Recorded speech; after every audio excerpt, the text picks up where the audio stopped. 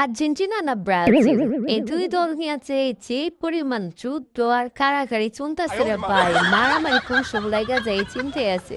তো আজকে যে পেন্টিংটি রেফারেন্স করেছে তার নাম সম্ভবত সামিয়া, তাকে অনেক ধন্যবাদ এরকম একটি পেন্টিং রেফারেন্স করার জন্য। তো শুরু করা যাক এই পেন্টিংটি। ফার্স্টে আমি violet colour, pink colour, white colour দিয়ে বেসিক ওটা দিয়ে নিয়েছি। পেন্টিংয়ের ক্ষেত্রে ব্লেন্ডিংটা খুবই ইম্পর্ট্যান্ট। ব্লেন্ডিং যত সুন্দর হবে পেন্টিং ততটা সুন্দর হবে। আমাকে অনেকেই জিজ্ঞেস করো, আপু তোমার ব্লেন্ডিং এত সুন্দর, তুমি কোন কালার ইউজ করো বা কোন কোম্পানির কালার ইউজ করো?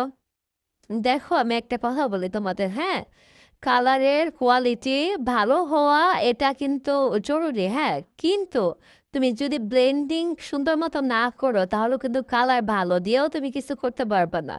তোমার ব্লেন্ডিং হলো হাতের উপরে, তুমি যতটা সুন্দরভাবে হাতে প্র্যাকটিস করবা তত সুন্দর তোমার ব্লেন্ডিং আয়ত্তে এসে পড়বে।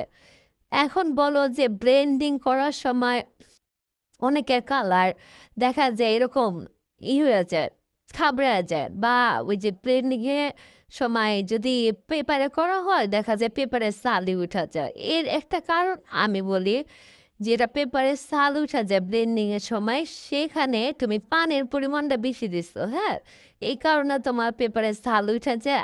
আর এই ওয়াটার কালার গুলো না, এক একটা কালার ধর্ম অনুযায়ী পেট পাওয়া যায়, কাগজ পাওয়া যায়, ওগুলোতেই করা উচিত।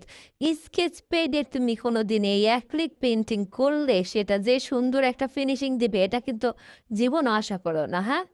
কারণ স্কেচ পেনগুলো শুধু স্কেচের জন্য, পেন্সিলের জন্য এটা ঠিক আছে, কিন্তু যখন তুমি ওয়াটার কালারটি ইউজ করো পেজটা নরম হয়ে তখন দেখা যায় ওই যে উঠে, কাগজের গুড়ি গুড়ি উঠে যায়, তখন ব্লেন্ডিংটা সুন্দর হয় না।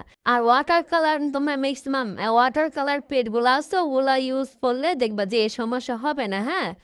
আর এখানে যে পেন্টিংটা ছিল সে পেন্টিংটাকে আমি জাস্ট একটু চেঞ্জ করে দিয়েছি, ওরকম রাখি নাই, একটু আর কি ঘুরায় পিছে যেমন হয় আর যেভাবে সুন্দর লাগে তেমন বের করে এটা দিয়ে দিলাম। আমি আমার মতো করে দেওয়ার চেষ্টা করছি, এই যে পর্দাটাও এক্সট্রা যোগ করে দিয়েছি, গাছটা বাম দিকে ছিল ডান দিকে দিয়ে দিছি। এরকম একটা সেম পিকচার একজন আপু দিছিল, কিন্তু আমি দেখা বুঝে গেছি যে এটা হয়তো বা অন্য আরেকজনের চ্যানেল থেকে আমাকে জাস্ট পিকচার তুলে দিছে। ভাই তোমরা অনেকে দেখে আরেকজনের চ্যানেলের পিকচার স্ক্রিন বাইরে আমার পেজে দাও, কেন রে ভাই? তোমাদের নিজেদের করা কোনো পেন্টিং নাই, তোমাদের আরেকজনের চ্যানেল থেকে আনা লাগবো কেন স্ক্রিন মাইরা? সে তো একটা টিউটোরিয়াল দিছে, তারপরে আবার আমার থেকে ওই টিউটোরিয়াল কেন আশা করো তোমরা? তোমরা অন্য পিকচার দাও, দুনিয়া থেকে পিকচারের অভাব রে ভাই। তোমরা আমারে